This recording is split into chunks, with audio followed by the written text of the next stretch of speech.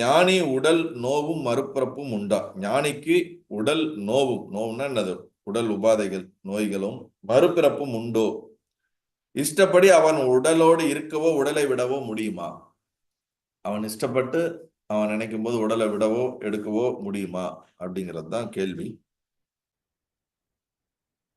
தன்னை தான் உணராது ஞானியை பற்றி அறிய முடியாது சொல்றார் இந்த கேள்வி கீழே.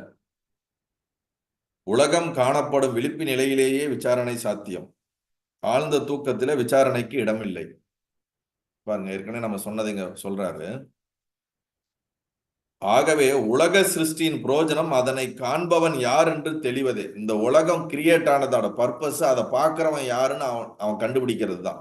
இப்ப நீங்க இந்த உலகத்தை பாக்குறீங்கன்னா நீங்க யாருன்னு தெரிஞ்சுக்கிறதுக்கு தான் இந்த உலகம் படைக்கப்பட்டிருக்கு. ஒண்ணு, அதை நீங்க ஆழ்ந்த தூக்கத்துல போய் விசாரணை பண்ண முடியாது.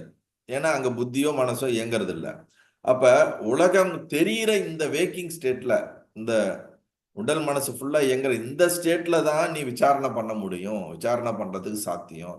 இதுலதான் உன்னுடைய பிரெயின், உன்னுடைய புத்தி, உன்னுடைய மனசு ரொம்ப ஆக்டிவா இயங்கக்கூடிய ஸ்டேட்டு. ஃபுல் ஃபிளட்ஜா இங்கதான் இயங்க முடியும். ஸோ அப்படி ஒன்ன நீ எக்ஸ்பீரியன்ஸ் பண்ணு. ஒன்ன நீ எக்ஸ்பீரியன்ஸ் பண்ணாம தன்னைத்தான் உணராது ஞானியை பற்றி அறிய முடியாது. அறியா நிலைமையில் ஞானியை நம்மை போல் ஒரு மனிதனாக கருதி கேள்விகளை கேட்கிறோம். இதுக்கு எதுக்கு பதில்னா, ஞானி உடல் நோவும் மறுபிறப்பும் உண்டா, இஷ்டப்படி அவன் உடலோடு இருக்க உடலை விடவோ முடியுமான்னா, முதல் நீ உன்னை செல்ஃப் எக்ஸ்பீரியன்ஸ் பண்ணு, அதுக்கப்புறம் ஞானி எல்லாம் பத்தி கேட்டுக்கலாம் அப்படின்னு அவர் ஒரே இதாக ஸ்டாப் பண்ணிட்டார். ஏன்னா என்னதான் சொன்னாலும் நீ அதை கற்பனை தான் பண்ண போற.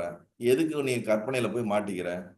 அவங்கள பத்தி நீ உன்னை செல்ஃப் ரியலைஸ் பண்ணாம அவங்கள நீ புரிஞ்சிக்கவே முடியாது அப்படின்ட்டு. You cannot understand enlighten masters அப்படிங்கிறார்.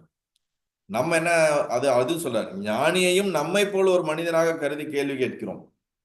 என்லைட்டன் மாஸ்டரையும் நம்மளை போற ஒரு ஹியூமன் மாதிரி பேசிக்கான எல்லா விதமான கேள்விகளையும் கேட்டு நம்ம என்ன பண்றோம், அவங்கள மனிதனாகவே பார்க்கிறோம். மனித உருவில் இருக்கும்போது மனிதனாக தான் பார்க்கிறோம், அதுல ஒண்ணும் இது கிடையாது. ஆனா அவர்களுடைய உணர்வு ஏற்பட்டிருக்கக்கூடிய அந்த மாற்றத்தை நாம் பார்ப்பதில்லை. உடலை மட்டும் பார்க்கும் பொழுதுதான் பிரச்சனை வருது. அவர்கள் உடலால் செய்யக்கூடிய செயல்களை பார்க்கும்போது தான் பிரச்சனை வருது. அவர்கள் உணர்வு எந்த நிலையில் இருப்பது என்று நாம் பார்ப்பதில்லை. சிம்பிளா நம்ம புரியுற லாங்குவேஜ்ல சொன்னோம்னா, வெளியில பர்சனுடைய தோற்றத்தை பார்க்காத அவனுடைய மெச்சூரிட்டியை பாருன்னு நம்ம சொல்லுவோம். விவகாரத்திலேயே